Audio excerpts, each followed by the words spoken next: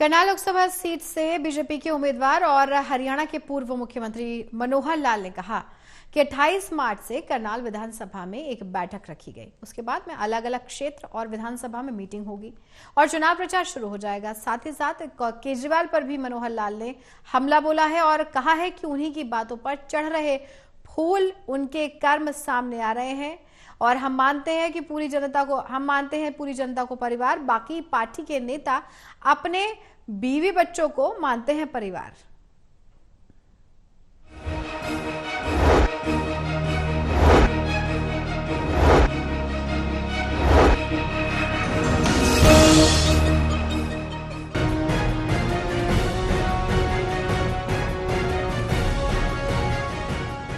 करनाल लोकसभा से बीजेपी के उम्मीदवार और हरियाणा के पूर्व मुख्यमंत्री मनोहर लाल करनाल के बीजेपी के कार्यालय कर्ण कमल पहुंचे।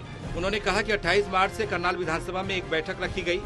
उसके बाद अलग अलग क्षेत्र और विधानसभा में मीटिंग होगी और चुनाव प्रचार शुरू होगा। और करनाल की जनता ने मुझे काफी प्यार दिया है। अगर समय बचा तो बाकी लोकसभा में भी जाना हो सकता है। अगर प्रदेश नेतृत्व कहीं मेरी जिम्मेदारी लगाता है तो वहाँ मैं जा सकता हूँ, या केंद्र मेरी ड्यूटी लगाता है तो वहाँ मैं जाना पसंद करूँगा। तो अभी ये तो मुख्यमंत्री का प्रेरोगेटिव है, मैं इसमें कुछ नहीं कह सकता। तो आपके चुनावों का प्रचार कब से शुरू हो जाएगा? आपने कहा 2-3 दिन में शुरू। हाँ, बस अब ये 28 तारीख को सायंकाल यहाँ एक बड़ी बैठक इस विधानसभा से शुरू की है, करनाल विधानसभा से।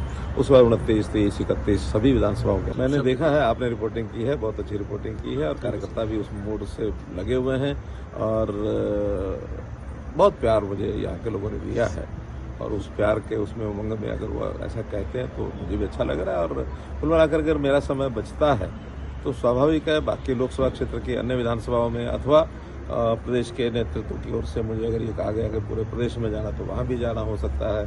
और अगर कहीं केंद्रीय कार्यालय से मुझे कहीं और किसी जगह जाने की बात है तो वहाँ भी जाना हो सकता है। जितना समय यहाँ से बचेगा मैं इन चुनाव में प्रचार के लिए उन्होंने कहा कि जितना समय मिलेगा उतना पूरे राज्य में दूंगा। वहीं नवीन जिंदल और रणजीत चौटाला की एंट्री पर कहा है कि दोनों का अपना प्रभाव है, दोनों के परिवारों का अपना अलग प्रभाव है।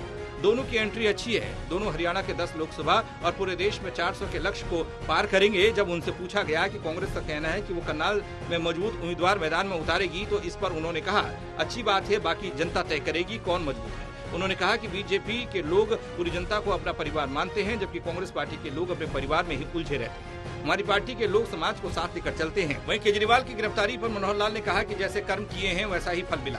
वो खुद बोलते थे कि एजेंसियां किसी को पकड़ती नहीं है, अब उनकी बातों पर फूल चढ़ाए जा रहे हैं। वहीं सोशल मीडिया पर खालिस्तान को लेकर आम आदमी पार्टी को फंडिंग हुई थी, इस पर एक वीडियो वायरल हो रहा है। इस पर मनोहर लाल ने कहा कि इस वीडियो की जानकारी आई है, इसमें सच्चाई है तो ये काफी शर्मनाक बात है। ये देशद्रोह का मामला बनता है अगर इसमें सच्चाई है। अभी ये मैं सच्चाई की बात तो नहीं कह सकता, लेकिन वीडियो मैंने जरूर सुनी है वो। और अगर ऐसा हुआ है तो बहुत ही शर्मनाक बात है कि इस प्रकार के अंतर्राष्ट्रीय स्तर पर ऐसे लोगों से भी अगर वो पैसा लेकर के और ऐसे घिनौने काम करते हो तो ये तो देशद्रोहिता का मामला बनता है। लेकिन अगर ये बात सत्य है तो इसके बारे में तो पन्नू ने बताया, इन्वेस्टिगेशन हो।